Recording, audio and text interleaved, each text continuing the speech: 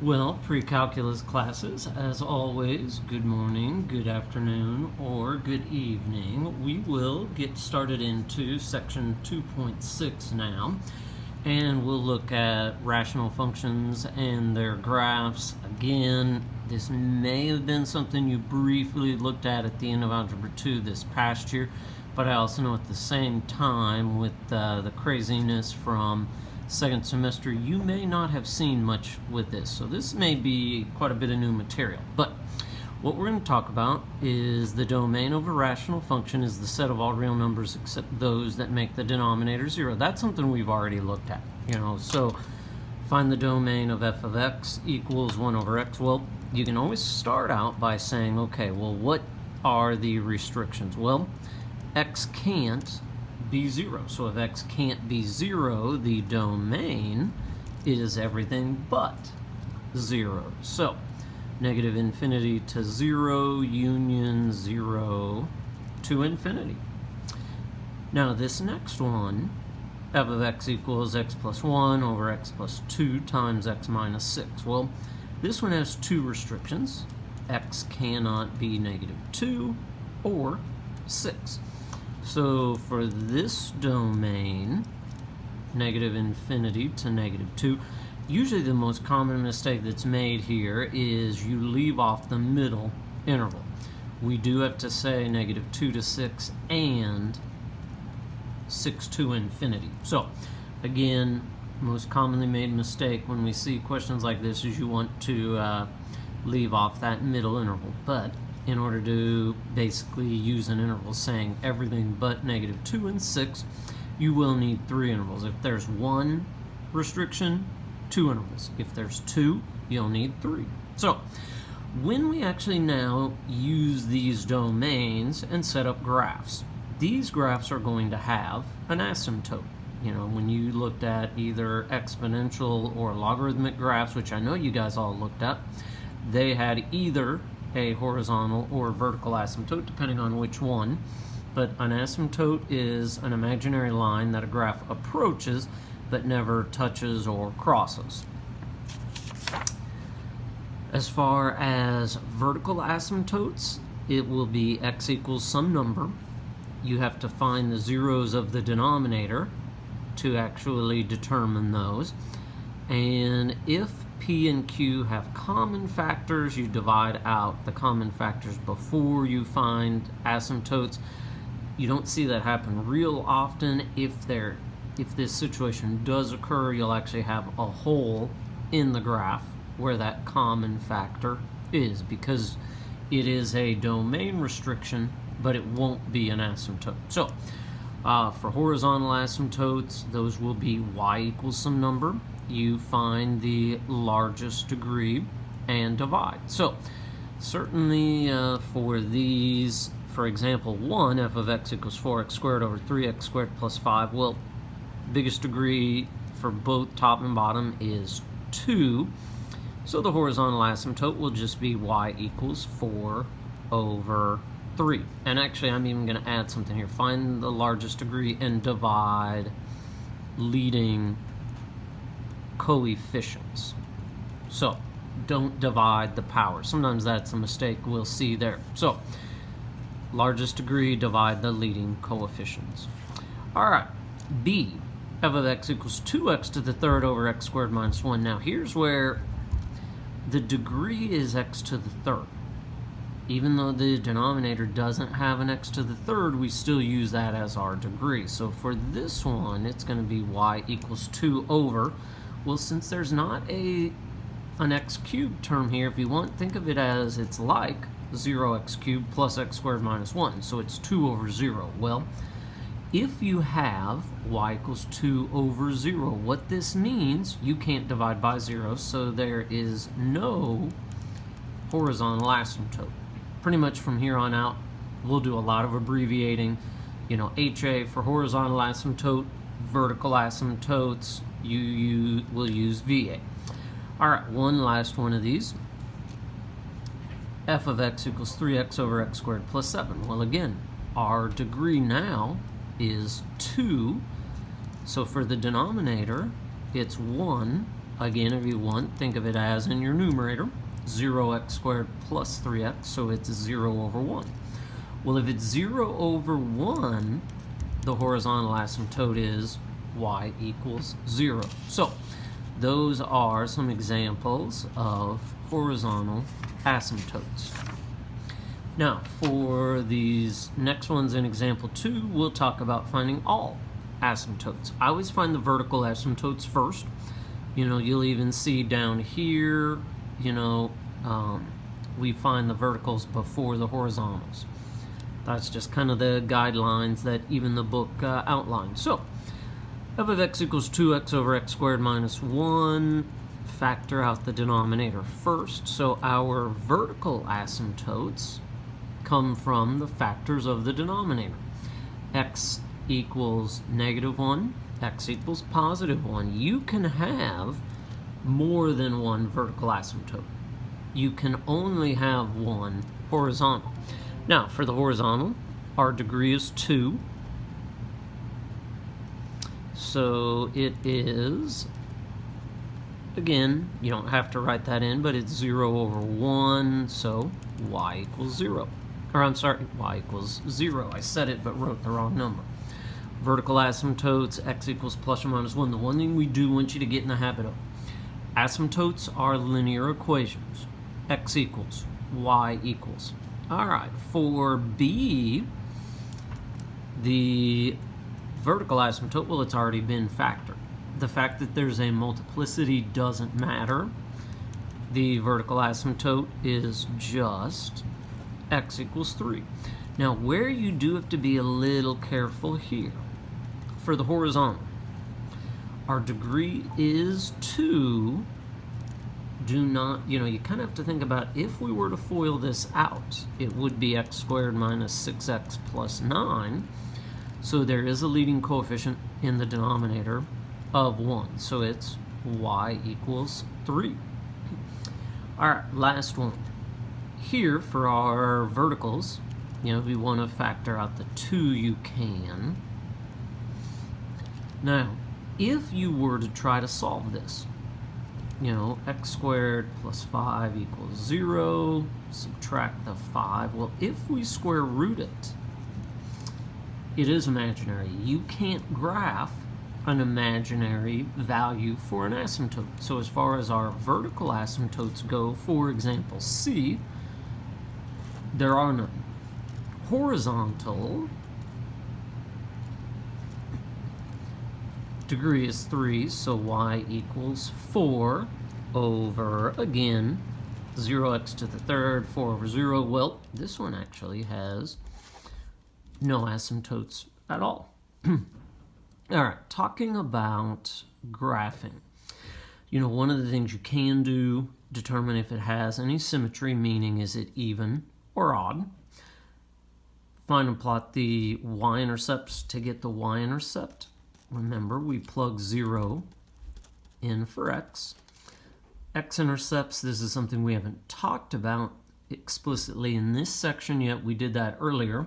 That's where you set the numerator equal to 0. Vertical and horizontals we've already talked about. And then one of the things we'll do when we actually graph, you are going to have to get at least 1 point on either side of your vertical asymptotes. And then the graphs will be smooth curves. You'll see what that refers to as we do an actual example. So here, starting out with a fairly easy one, and I will actually have these steps here. Certainly if you want to, the symmetry doesn't actually come into play a lot. I'll actually go over an example where it does, but this one won't have any symmetry. I can tell you that right now. I actually prefer to find the asymptotes first, but there's no right or wrong way to do these. But if we go ahead and just in the order outlined here, first off, your y-intercept. Well, plug 0 in for x, so 4 over 0 minus 3 is 4 over negative 3. Now again, 0, negative 4/3. Intercepts are ordered pairs. I actually kind of like to graph things as I find them. Next, x-intercepts. Well, set the numerator equal to 0. Well, if we just set 4 equal to 0, obviously 4 does not equal 0. So there are no x-intercepts. You'll actually see the reason for that in a moment. Vertical asymptotes. Set the denominator equal to 0. Well, since it's just x minus 3, we'll just say it's x equals 3 and just kind of solve that directly. Now, when you graph an asymptote, going back to the first page, it is an imaginary line that a graph never crosses. So to indicate asymptotes, I always like to draw those as dotted lines. And then last, the horizontal. Well, our degree is 1, so y equals, leading coefficient there is 1. Again, there is no x term on the top, so it's y equals 0. Well, that is right along there. And the reason why there was no x-intercept, well, the y equals 0 is the x-axis, so that's the reason it never crosses the x-axis. All right, from here, you need at least 1 point on each side of any vertical asymptote. Well, here we have one. Basically, these asymptotes are kind of a template to graph. So it says here, use smooth curves. So basically, what we can do is sketch curves going through these points, or that point. And again, it doesn't cross the vertical, doesn't cross the horizontal. Now, we are going to have to plug in 1 point to help us graph. We need a point to the right of the vertical. Since it's at 3, I'm just going to use 4. Well, when I plug 4 in, 4 over 4 minus 3 is 4 over 1, so 4, 4. Basically, what we've got to do is we've got to determine, will this other branch be above or below the horizontal asymptote? Well, you can see it's above. Again, we know it won't cross either of these, and so you can sketch a curve again that doesn't cross either of the asymptotes. You know, we're not going to be real picky there. You can always plug in an additional point if you do want to, you know, maybe get a little bit smoother curve, but that's really what we would need for one of these. All right, one final example for the first half of section 2.6. Again, I'll kind of keep our guidelines here. For this one, again, it is not going to have any symmetry, so I'm going to actually skip over that. The next half actually has an example where we can talk about how that works. Again, y-intercept, plug 0 in for x, so 3 times 0 minus 4 over 0. Well, that's negative 4 over 0, which means there is no y-intercept. As far as x-intercepts, set the numerator equal to 0, so 3x minus 4 equals 0. Well, here we'll add the 4, divide by 3. So it's x equals 4/3, which is the point 4/3, 0. So again, a little over 1. I will go ahead and add that to our graph. Vertical asymptote. Set the denominator equal to 0. And here, if you want even x equals 0. Well, nothing to solve there. And this is the y-axis. So again, as you do these, it's kind of like putting together a puzzle. You can see the reason there was not a y-intercept, the y-axis, is the vertical asymptote. And then final part of our kind of initial graph template, horizontal asymptote. Again, divide the leading coefficients for our degree, which is 1 for both, so it's 3 over 1, or y equals 3.